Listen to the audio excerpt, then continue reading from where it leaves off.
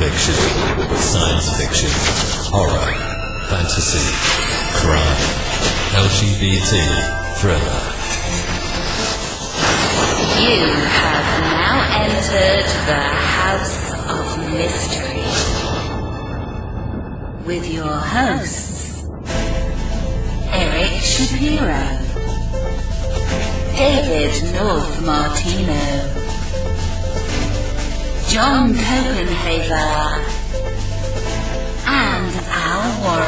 Heard on KCP 106.5 FM Los Angeles, 102.3 FM Riverside, and 105.0 AM Palm Springs. Welcome back into the House of Mystery. I'm Al Warren, Mr. Dave Martino. Yes, I am here. I just see it. I'm always testing. See if you're asleep. You know. I'm awake. No, I know you're doing something. You just woke me up. Yeah, I know what you're doing. You're sitting in the corner, drinking whiskey, knitting. That's right. Something, you know. You fall asleep. You know. But it happens at your age, right? What's it going to be? You're going to be 59? 59, no, 53. 53. Oh, wow. Won't be long. Arthritis yet? A little bit, you know. Yeah. Can't get up and down. Yeah, it's tough, you know. Yeah. You're going to have to install an elevator in your place, you know, so you can. Yeah, that's right. I was going to say. One of those chairs that goes up the stairs. Yeah, and make sure you get the one that works even when the power's out, because that's something you might need, right? Yeah, I would hate to get stuck. Yeah. So I'm stuck in the middle. Terrible. Can't get to the bathroom. Fall in it. I can't get out. Yeah, I need one of those little buttons that you press. Oh, yeah. Actually, now I've got the idea. That's what I'll get you for your birthday. Oh, perfect. I'll sign you up. You know. I'll be safe forever. Well, you know, and I thought the clap on too, right? So you can get that for your lights. That's true. I think they still make those. But see, now you can just talk to, one of the, I don't want to say a wake word and, but you can do it like an Echo Dot or something like that and turn the lights on. So yeah, I guess you clap could. anymore. Yeah. Well, it's nostalgic though. Yeah. Kind of like it. Well, now speaking of nostalgic, we have got a writer here. Now he's written a lot of books and mystery, crime, and all that. And let's just get him in and let's talk about what he's doing. So, Mr. Lawrence Kelter, welcome. Hi, Alan. How are you? I'm good. So it looks like you've been in the world of writing mystery and fiction and stuff like that. So how did that start for you? Like, where did you get the notion to go into doing this type of work? Well, I wanted to write for quite some time. I really got into it when I was in college. I had a really cool professor who was encouraging and, he let me write funny stuff and he wouldn't punish me for it. And, he planted the seed, so to speak, but it was a very, very long, I guess, gestation period, you might call it, because I didn't really pick up the typewriter until I was in my 40s. And I've been writing for about 20 years now. So that's kind of a late start. Was there something that happened that made give you kind of the courage, I guess we would say, to actually get something published, get people to read it? Yeah, well, I think the initial impetus was that I really was getting bored in my day job. I was working in the apparel industry, and it was a great thing for a long time. But year by year, I started to get more and more disenchanted with it, and I started by picking up a legal pad and a pencil and scribbling all kinds of stuff that I could never read afterwards. When they came out with the first portable word processor, I think it was a Smith Corona, and I think it was about as big as a pizza box.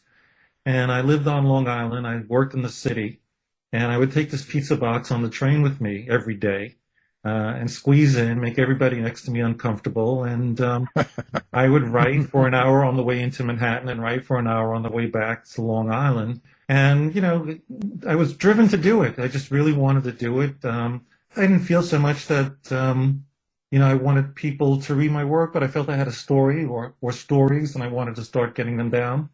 And I developed a discipline. I wrote every day. I wrote through the weekends. I just really wanted to get that, that first book, on that little micro cassette that they gave you with it. Okay, so now you've had a little bit of success in the sense of my cousin Vinny. You've done the a 3-part sequel, right, or something. What went on there? I'll take you back. I would say to 2017. I'm in my den. I've got the laptop up and I'm watching TV at the same time, and I start flipping the channels. You hear those famous words, my biological clock is ticking, and my niece, 30 years old, 30 years old is, already expecting a third kid. And that's it. I'm hooked. As soon as I start hearing the dialect from the movie, I've got to watch it and got to put everything else down. Interestingly enough, My Cousin Vinny is the most rewatched movie of all times. So I'm not the only sucker who, can't get up from the couch when that comes on. So I'm watching the movie.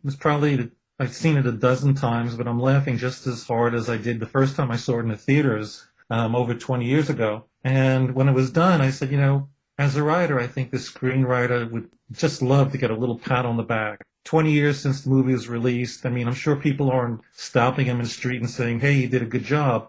So I did a little research. I got his email address. I sent off a note. And I figured, you know what? I did my part. I'm not going to hear back from this guy. This is a screenwriter who not only wrote My Cousin Vinny, he also wrote Dirty Rotten Scoundrels, arguably 2 of the funniest movies of all time, at least in my opinion. And I said, I'm a mid-list novelist. This guy's Hollywood. I'm kind of dirt beneath his boot. I'm not going to hear back. But within 20 minutes, the guy wrote me back a tome. He wrote me back this, detailed email telling me things about the movie I never thought to ask, and nobody would actually know, who he originally wanted to play the role before Joe Pesci was cast. He wanted, believe it or not, his first choice for Vinny. He saw Vinny more as like a Joe Palooka type, like a big punch-drunk guy, intimidating, He never really saw him as Joe Pesci. And he wanted Andrew Dice Clay to play the role. The studio said no. And then he said, okay, well, my second choice is Robert De Niro. And the studio said no. And this is a couple of years before Analyze This came out. And De Niro hadn't done any comedy up until that point. They said, De Niro's not funny. He's scary. We're not going to hire him. And then they finally got around to Joe Pesci. And of course, he was, the perfect choice for it. He also told me some other interesting things. For example, the studio wanted to cut Marissa Tomei out of the movie halfway through. They called him in for a meeting and they said, you know what? We don't think we need her. Why don't you take her best lines and give them to Vinny? And he said, no, you can't do that. She's crucial to the movie. You can't do that. But they said, well, then beef up her character or she's gone. And that's that scene that I was talking about before, where she's standing on the porch in her black cat suit and she's stomping her foot and talking about a biological clock. That was written halfway through the filming in order to ensure her part, because they were going to cut her out. Those are some of the things that came across, initially. And emails, one email led to the next. Then we started talking on the phone. And of course, I asked the question he must have been asked 100 times, is how come there was no sequel? And he said, well, there was. I wrote a sequel. But the studio didn't like it, so they hired somebody to rewrite it. And they didn't like that either, so they dropped the project. And then they came back to him a couple of years later and they said, let's make a TV show. And, if we all think back to TV writing in the 90s, we're not talking about the quality of stuff you can see on the streaming services today or on network today. It was pretty schlocky. And he said, no, I'm not going to give Vinny and Lisa to a couple of schlock TV writers. And then they dropped that idea as well. He said, but I've always wanted them to have more of a life. I've always saw them as a modern day Nick and Nora, where Lisa does the investigation and then Joe takes them into court and does the litigation. And I said, well, I'd love to write some of that. And he said, I don't know. Most of today's humor is sort of like stoner humor or real sweet romantic comedy. I don't really dig that. And we ended the call, and a couple of weeks later he called me up and he said, I read one of your books and you're pretty funny. You want to try it? And of course I said, yes. I mean, I love the movie. I love the characters.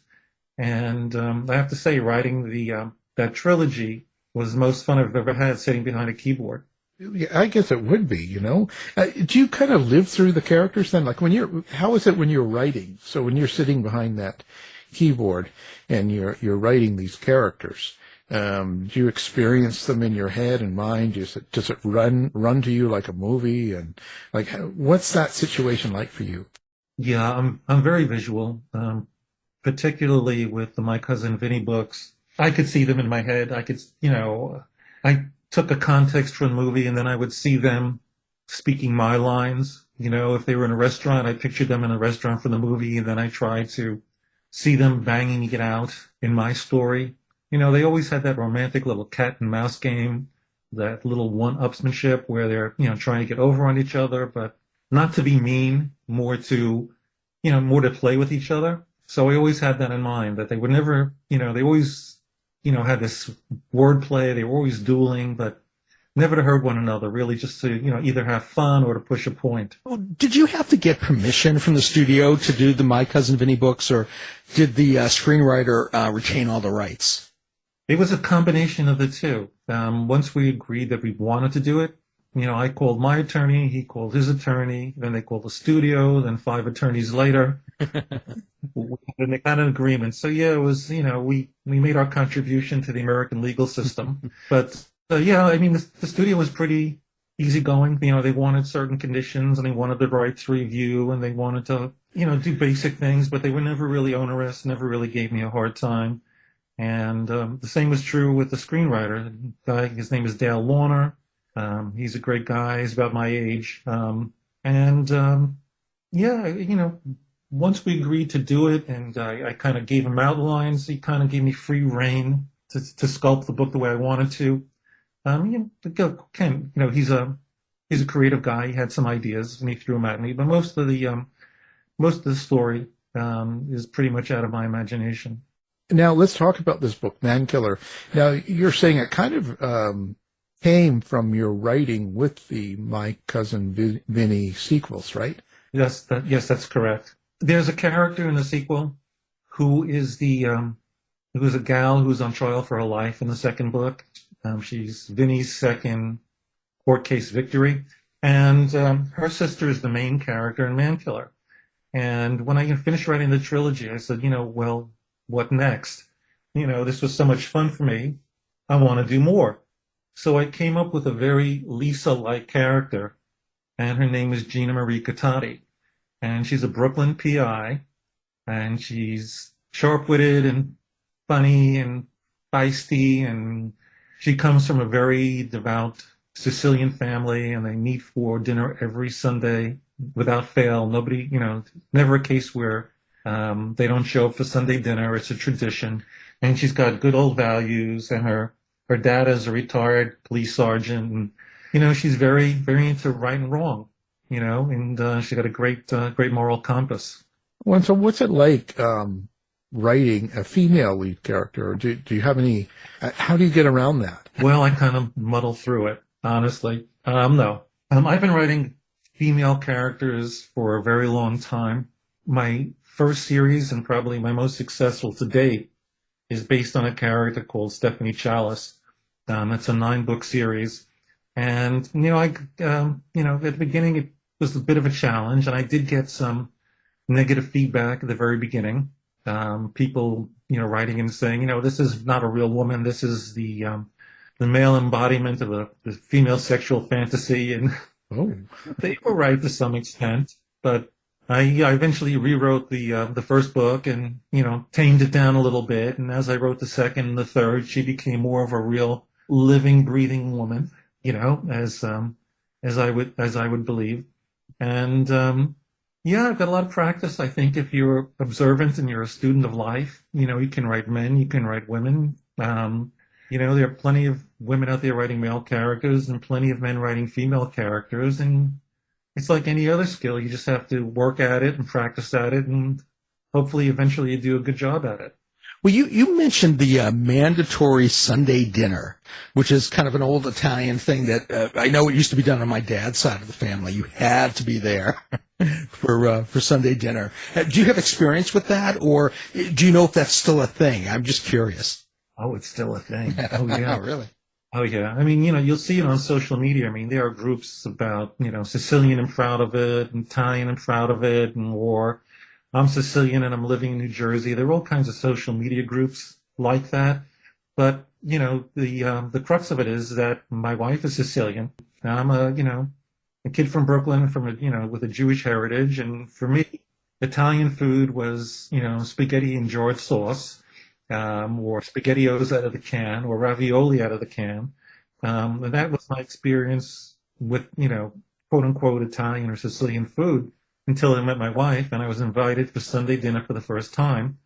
And I got there mid-afternoon sometime, and I don't know, it got dark and I was still sitting at the table and they were bringing out seconds and leftovers and I'm still sitting at the table.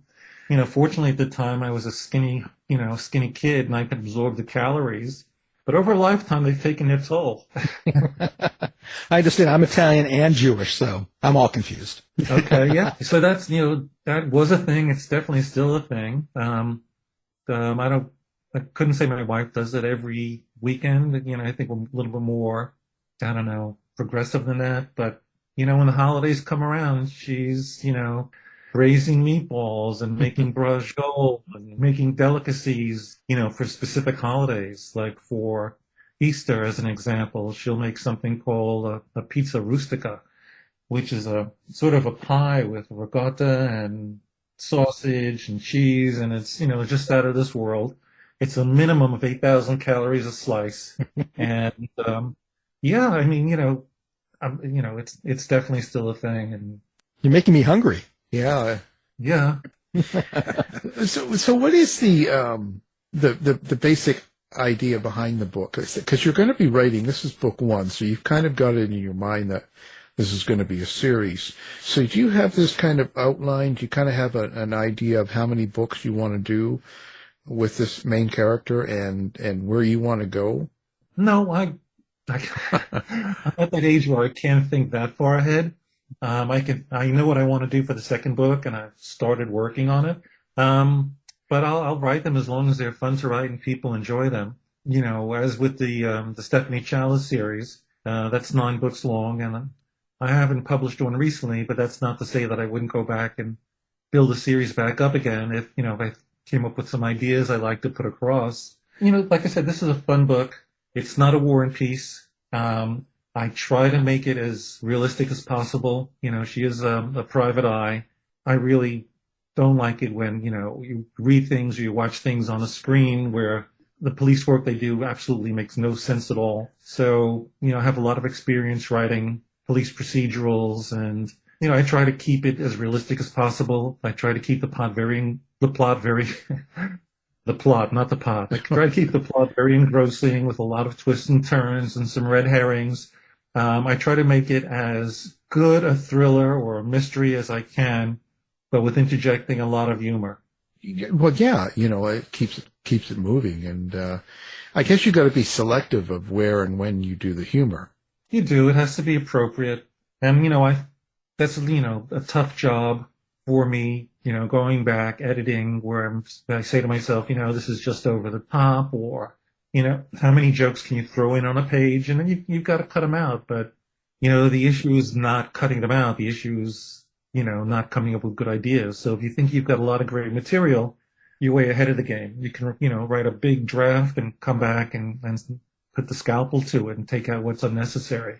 Well, with humor itself, comedy, there tends to need to be like a timing, I guess, for like stand-up comedians. Did you think there's a timing for humor in prose fiction? Is that how you make something kind of work? Yeah, absolutely. There was a did you watch the show The Marvelous Mrs. Maisel?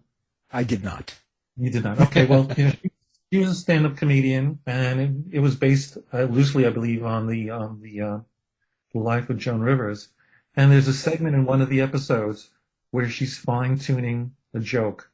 And you can see over the span of, 60 or 90 seconds how she took the raw joke and changed it and changed it and changed it. And when she finally came up with, the way she really wanted the joke, it had so much more impact than when she first conceived it.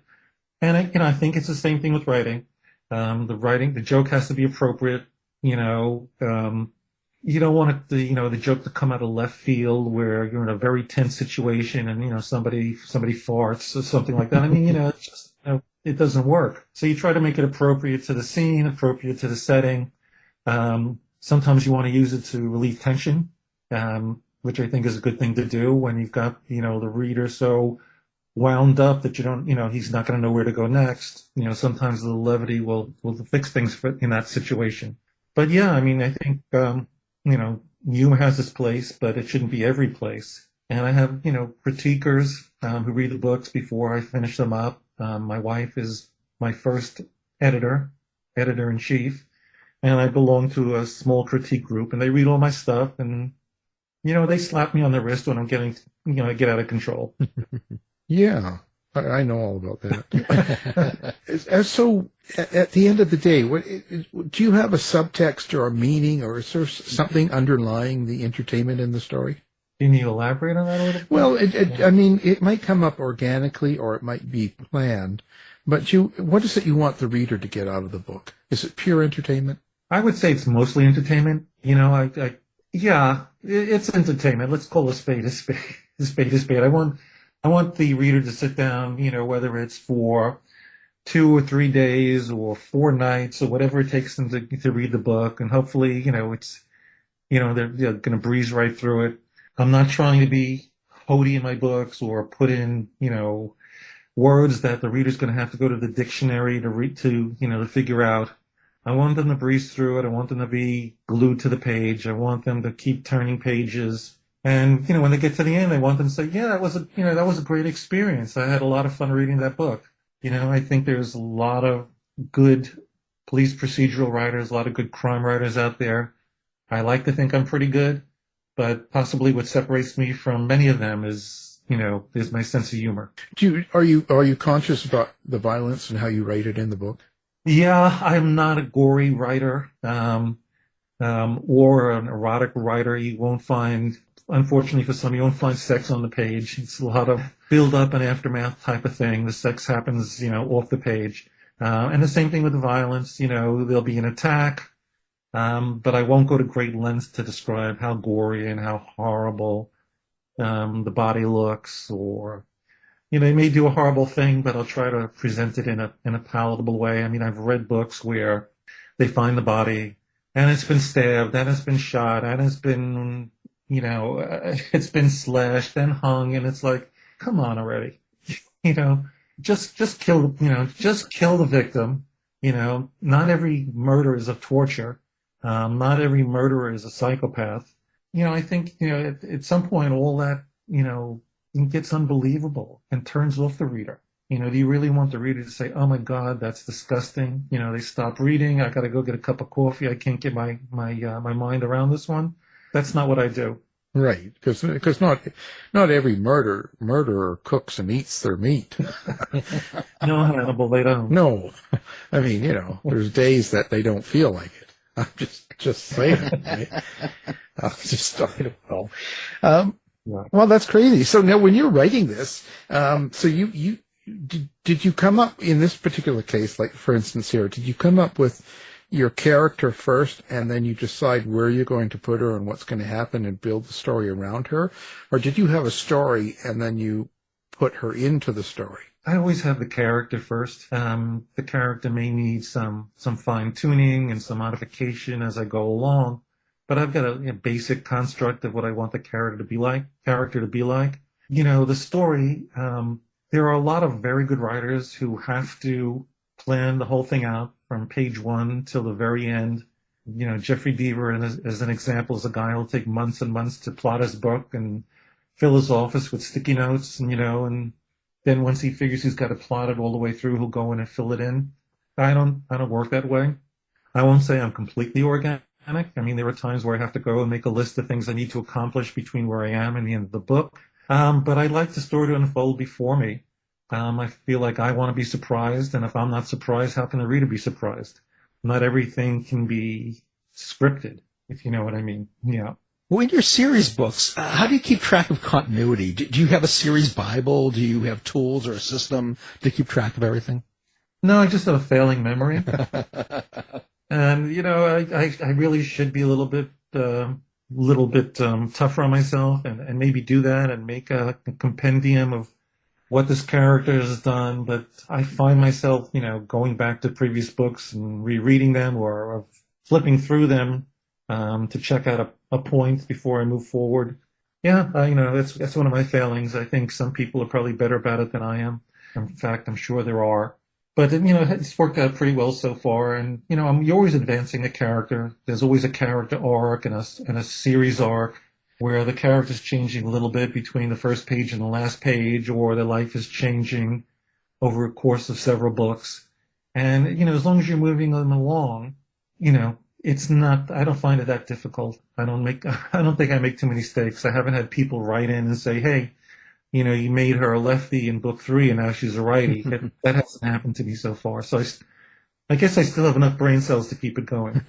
I always wonder this. So you've got this other series that you've written, and you said you had 9 books of another mystery. What's the difference in the 2 books? How is this one different than your first series? In the first series, which is also a female detective, she's, I would say, a bit more professional. She's a police detective in New York City. In order to achieve that rank, you have to have some chops, or, as they say, she had to make her bones. She has to have street experience and been in a number of situations, and knows how to deal with them, knows the criminal personality a little bit better. Gina Cototi is a little bit more of a newbie. She knows a lot. She's pretty savvy. But she's young, and she's got a fledgling insurance, detective agency investigating a lot of insurance claims. She's learning as she's going. She gets a little bit smarter. She's going to get a little brighter with every book, and she stumbles a little bit. And I kind of like that about her because how many Jack Reachers do you need who are going to walk into a diner and tell you, where the murderer stood and how much he weighed and the color of his eyes, all, because he can intuit it. She's not that intuitive. She's, it's a learning curve for her. And I think that's what makes it fun. She's vulnerable. And she's more realistic. She's more realistic. She's more like me. Now, you said, you take great pains to write realistic police procedure. What about the PIs? Do you need to take liberty with a PI and what the PI can't do in real life? You do have to know the ins and outs of that, and I did, quite a bit of research. There's a stereotypical conception of what a PI is, back from the old Philip Marlowe days, with a guy sitting behind his desk smoking a cigarette, gulping scotch, and a beautiful, woman walks in and says, my husband's cheating on me. And these detectives will do anything. They'll beat up on people, they'll pay off people. Gina Cototi is not that kind of PI. She only works or takes her leads from actual law enforcement people or people who have been in the law enforcement business, either in the military or the FBI or in intelligence services. She tries to be as cop-like as she can be, again, within the confines of somebody who hasn't gone to the police academy. But she did go to John Jay School of Criminal Justice. So she's got some chops, and, like I said, she's trying to follow the rules, and she's, learning in the process. Right. And I think, how do you keep the pace going? I would imagine that I think one of the things to do is to keep challenging your main character. Right, put her through things and that. And I guess that's kind of how you keep tension on the page.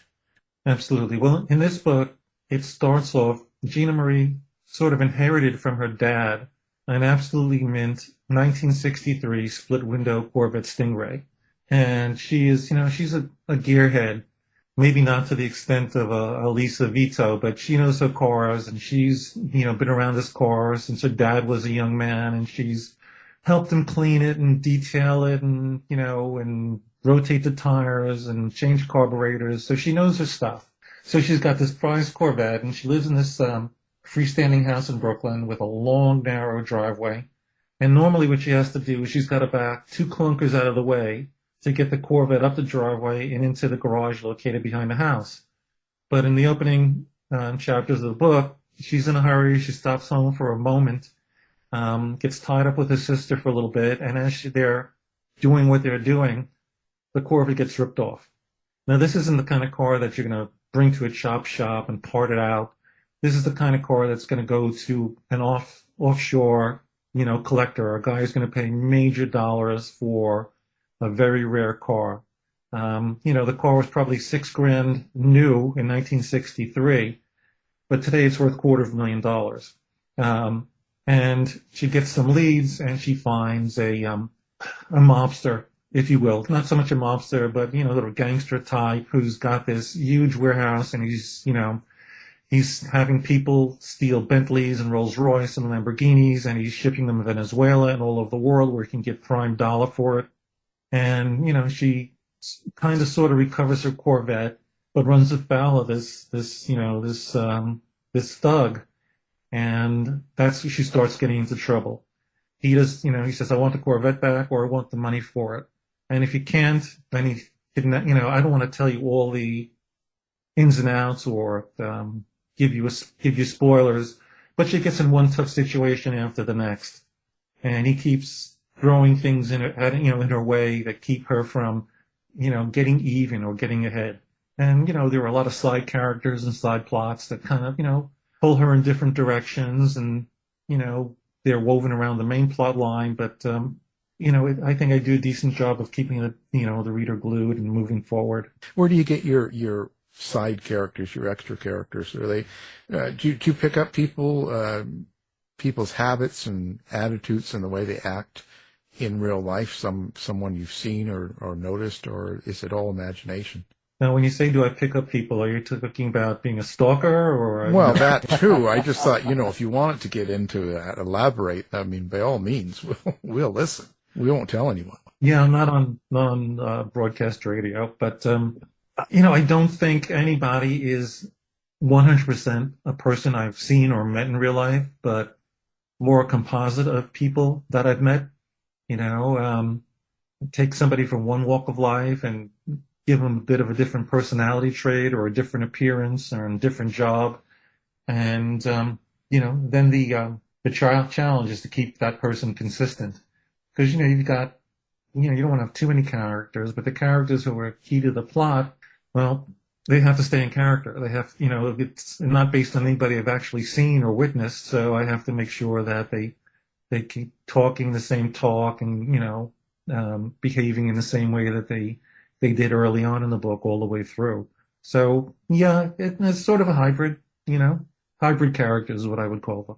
Well, speaking of that, can you hear your characters? Do you have an inner monologue when you're writing? Is that how you create the dialogue, or do you have another way? They're always talking to me. Sometimes I wish they'd shut up. I mean, I'm not after 20 years of writing, I'm not a great sleeper. These people are keeping me up 2 or 3 hours a night, It's like, you know what? I'll tell your story in the morning. Could you let me go to bed?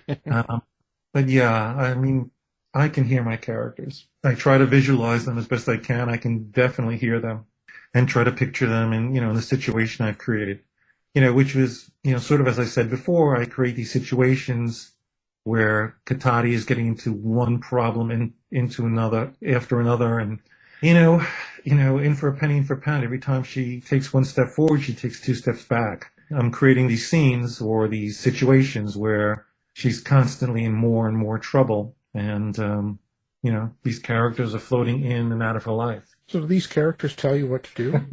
Tell you what you should or shouldn't do? You don't wake up with a shovel in your hand or anything weird, eh? No, I mean, I haven't gotten to the David Berkowitz stage yet. Keep working. No, there are no talking dogs. They don't tell me what to do. I pretty much push them around. Or, I guess I'm sort of, as a director would be in a film, here's a setting. This is what you're going to do. And I give them a shove, go out there and do it. I think I'm still in charge of the characters. It's not a case where the lunatics are running the asylum yet. Well, so what happens to your character when you stop writing? Like the last series you did, and you're on to a new series now. What happens to your main characters there? Do they just disappear? No, they get quieter and quieter and quieter and until they're not, competing for my attention on a daily basis, or unless I've decided the series isn't working, and then that I silence them altogether. I don't kill them off, but they lose their voices. Yeah, so I've got, after 30 books, I've got a lot of characters barking at me, and you gotta have to moderate their importance in your head. I was going to say maybe the old detective, and she's fighting with the new one, and the big cat fight here. There may be a time when they cross paths, we'll see. At this moment, I'm still developing Gina. She needs to become more fleshed out and more of a full-fledged PI. But at some point, she may cross paths with Shalici. They're both in the New York area. So we'll see. It could be interesting. Yeah, it could be. Wow. So listen, do you like to interact with readers? Do you have social media? Do you have a website? How do you do that? Yeah, all that stuff. I have a website, presence on, Facebook and Instagram and all those things, and BookBub and Goodreads, and that part of it's pretty hard. The constant interaction and the marketing of the books. It takes up a lot of time. So I enjoy it, but I have to kind of slice it down to manageable parcels. And yeah. You'll find most readers, they'll get in touch with you and they'll say something nice or tell you you're batshit. Oh my. Crazy. Yeah. Well, let's hopefully we get some of those.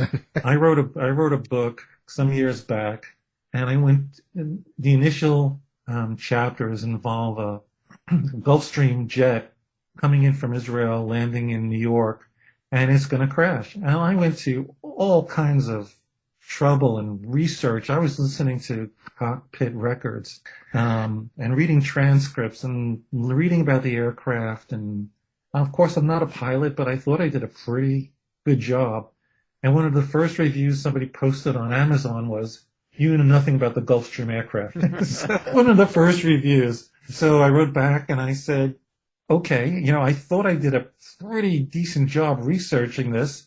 I said, but if you're a pilot and you want to help me, tell me what I did wrong, and I'll go back and I'll edit the book and I'll change it to make it correct. And his response was, nah, who'll know? Oh, well, there you go. Says it all. And he had me all freaked out, it's like, he's calling me on the carpet and I worked so hard to get it right. And now he's, challenging me, on the book page, and nobody will never know. Don't worry about it. So what's your website so we can give it up to people and we'll put it up on ours? It's my full name. It's lawrencekelter.com. No dots, dashes, or hyphens, just my name. Perfect. And we'll have all that up on the website along with your new book. And of course, the book's called Man Killer, Gina Cototi Cases, Book 1. So our guest is the author of that book and many more, Lawrence Kelter. So thank you for being here. Oh, this was so much fun. Thank you, Alan. And thank you, David. Thanks, Lawrence. You've been listening to the House of Mystery radio show. To find out more about our guests, hosts, or show, go to www.houseofmystery.com. Show is over for now. Was it as good for you as it was for me? Yeah. Good night. This has been a production of Something Weird Media. I'll be back.